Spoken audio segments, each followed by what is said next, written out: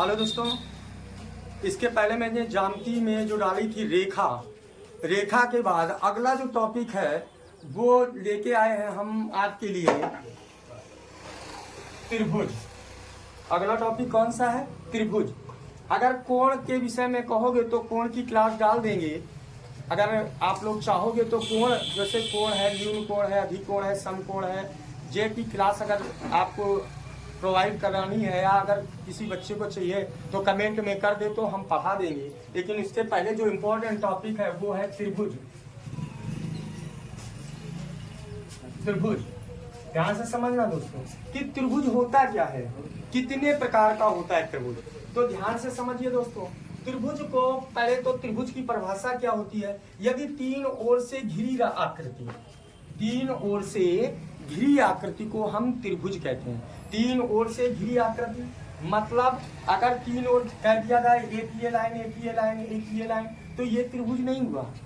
त्रिभुज का मतलब होता है तीन ओर से घिरी आकृति को हम त्रिभुज कहते हैं।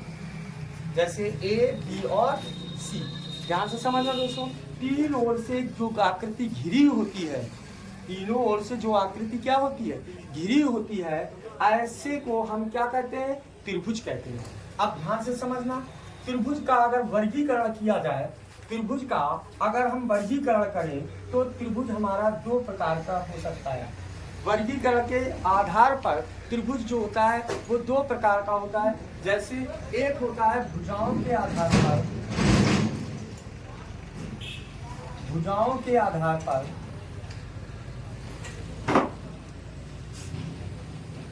एक होता है कोणों के आधार पर,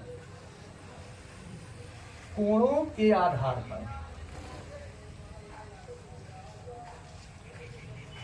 ठीक, अब इधर ध्यान से समझना, भुजाओं के आधार पर नंबर एक होता है, कितने प्रकार के होते हैं ध्यान से समझना।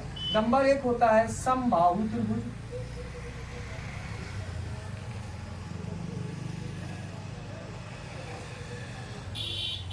नंबर दो होता है विषमबाहु त्रिभुज,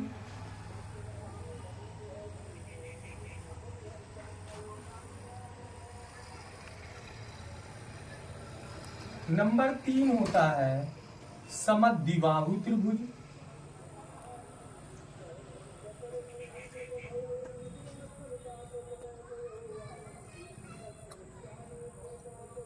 समद्विबाहु त्रिभुज। नंबर चार होता है सर्वांग सम त्रिभुज,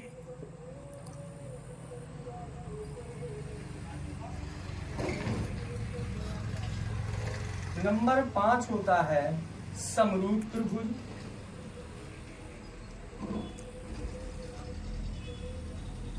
और भी कई तरीके के त्रिभुज होते हैं, उस पर डिटेल में चर्चा करेंगे। नंबर एक होता है कोणों के आधार पर न्यून कोण त्रिभुज,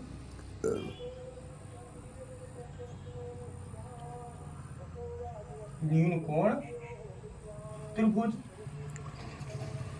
नंबर दो होता है समकोण त्रिभुज,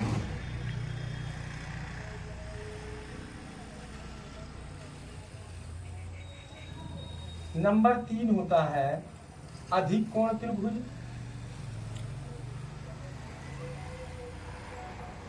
कोण त्रिभुज। ध्यान से समझना दोस्तों, त्रिभुज क्या होगा? तीन ओर से घिरी आकृति क्या कहलाती है? त्रिभुज कहलाती है। और त्रिभुज होते कितने प्रकार के हैं? अगर इसका वर्गीकरण किया जाए, त्रिभुजों का अगर हम वर्गीकरण करें तो त्रिभुज दो प्रकार से हम व्यक्त कर सकते हैं। एक तो भुजाओं के आधार पर और एक होता है कोणों के आधार पर। भुजाओं के आधार पर त्रिभुज निम्न प्रकार के होते हैं। ठीक है, भुजाओं के आधार पर त्रिभुज निम्न प्रकार के होते हैं, बहुत सारे होते हैं। ठीक, लेकिन जो ज्यादा पूछे जाते हैं, जो ज्यादा इंपॉर्टेंट है, उनके विषय में चर्चा कर लें। सबसे पहला आ गया समबाहु त्रिभुज। ध्यान से समझना दोस्तों, समबाहु त्रिभुज, समबाहु और त्रिभुज। ध्यान से समझना, सम माने होता है बराबर, बाहु माने होती है भुजा, और त्रिभुज माने त्रिभुज। समबाहु त्रिभुज क्या हुआ? वह त्रिभुज जिसकी तीनों भुजाएं, वह त्रिभुज जिसकी तीनों भुजाएं कैसी हो, बराबर हो। बाहु माने क्या होता है, भुजा। सम माने बराबर, बाहु माने भुजा। बाहु लोग नहीं बोलते हैं बाहुबली, बाहुबली का मतलब होता है ताकतवर। उसी तरीके से बाहु माने क्या होती है, भुजा होती है। सम माने बराबर, बाहु माने भुजा और त्रिभुज माने त्रिभुज। यदि जब किसी त्रिभुज के तीनों भुजाएं कैसी होती हैं, बराबर होती हैं, तो ऐसे त्रिभुज को हम समबाहु त्रिभुज कहते हैं। फिर एक बात ध्यान से समझना दोस्तों, समबाहु त्रिभुज जब किसी त्रिभुज की तीनों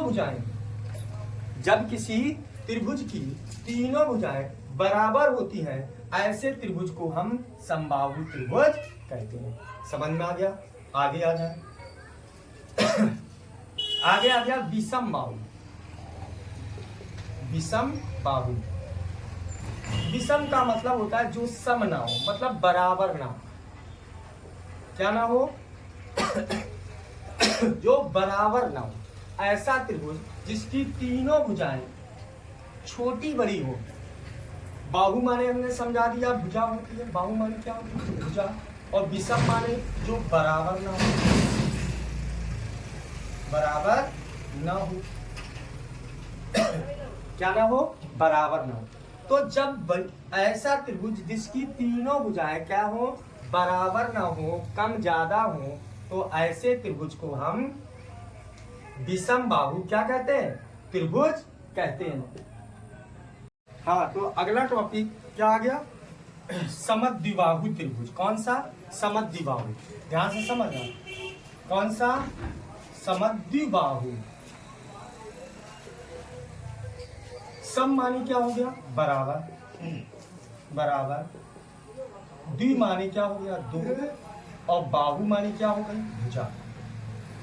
तो स्पष्ट बात है कि जितने भी ये चीजें मैं बता रहा हूँ, सारी परिभाषाएं उसी में ही लिखी हुई है। मतलब सम माने बराबर, द्वि माने दो, बाहु माने भुजा। जब किसी त्रिभुज की दो भुजाएं क्या होंगी, दो भुजाएं, जैसे इधर ध्यान से समझ। हाँ, जब किसी त्रिभुज की दो भुजाएं क्या हो, बराबर होती हैं। जब किसी त्रिभुज की दो भुजाएं क्या हो, बराबर होती हैं, ऐसे त्रिभुज को हम समद्विबाहु त्रिभुज कहते हैं। समझ में आ गया? आगे आ जाए। अगला पॉइंट, सर्वांग सम त्रिभुज। ध्यान से समझिए, सर्व अंग सम, सर्व अंग सम। सर्व माने सभी, अंग माने भाग, सम माने बराबर। ध्यान से समझिए, सभी भाग क्या हो, बराबर हो। कैसे? ध्यान से समझना, सर्वांग सम त्रिभुज जब किसी त्रिभुज के और दूसरे त्रिभुज के सभी भाग क्या हो, बराबर हो। और क्या हो, सभी भाग कैसे हो, बराबर हो, कोण बराबर हो। तो इस प्रकार का जो त्रिभुज होता है उसे हम सर्वांग सम त्रिभुज कहते हैं। सर्व अंग सम, सर्व माने सभी, अंग माने भाग, सम माने बराबर। जब किसी त्रिभुज की सभी अंग या सभी भाग दूसरे त्रिभुज के सभी भाग बराबर होते हैं, तो वह त्रिभुज हमारा सर्वांग सम त्रिभुज कहलाता है। क्लियर, समझ में आ गया? आगे आ जाइए। आइए, समरूप त्रिभुज। समरूप त्रिभुज क्या होगा, सम माने बराबर और रूप माने रूप में बराबर। कैसे? जब किसी त्रिभुज के, ध्यान से समझना, समरूप त्रिभुज को जब किसी त्रिभुज के कोण बराबर होते हैं, इसका ये कोण, इसका ये कोण, इसका ये कोण और इसका ये कोण, इसका ये कोण और इसका ये कोण आपस में क्या हो, बराबर हो। जैसे अपना चेहरा आप अगर दर्पण में देखते हो तो चेहरा छोटा या बड़ा दिखाई देता, लेकिन परिवर्तित नहीं होता। मतलब क्या हुआ? मतलब ये हुआ कि इनकी भुजाओं में एक समान अनुपात होता है।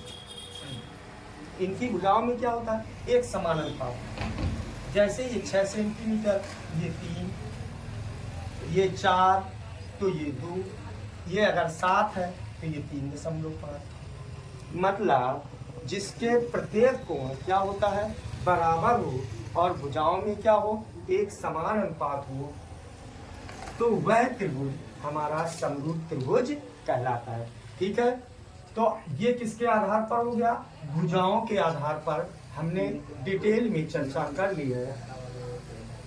अब आ जाइए कोणों के आधार पर। कोणों के आधार पर जब किसी त्रिभुज, पहला ध्यान से समझना, न्यून कोण त्रिभुज, ऐसा त्रिभुज जिसका प्रत्येक कोण न्यून कोण होता है। न्यून कोण क्या होता है? वह कोण जो 90 अंश से क्या हो? कम हो। हमने आपको फिर भी बता रहा हूँ, अगर जिन लोगों को कोण पढ़ना है वो कमेंट में बता दें तो हम कोण की अगली क्लास डाल देंगे। ठीक है, तो क्या होगा? न्यून कोण त्रिभुज। न्यून कोण त्रिभुज क्या होता है? जब किसी त्रिभुज का प्रत्येक कोण कैसा हो? न्यून कोण हो। न्यून कोण हो मतलब जब किसी त्रिभुज के प्रत्येक कोण कैसा हो? 90 अंश से कम। मतलब अगर 60 60 60 हो तो वो न्यून कोण होगा। अगर इसमें से कोई 70 अंश है, कोई 50 अंश है और कोई 60 अंश है, तब भी ये न्यून कोण ही होगा, क्योंकि त्रिभुज के तीनों कोणों का योगफल 180 अंश होता है। अगर जिनको नहीं मालूम है तो अगला वीडियो में आपको इसको पढ़ने के लिए मिल जाएगा। ठीक है, आगे आ जाइए समकोण त्रिभुज। समकोण त्रिभुज क्या होता है? जब किसी त्रिभुज का एक कोण 90 अंश हो तथा शेष दो कोण कैसे हो? न्यून कोण हो। शेष दो कोण कैसे हो? न्यून कोण हो।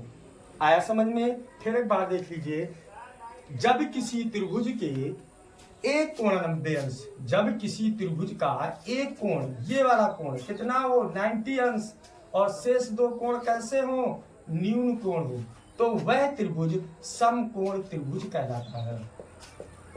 समकोण त्रिभुज कहलाता है। फिर एक बार ध्यान से समझना, जब किसी त्रिभुज के तीनों कोणों का, जब किसी त्रिभुज के तीनों कोण न्यून कोण होते हैं तो वह त्रिभुज न्यून कोण त्रिभुज कहलाता है।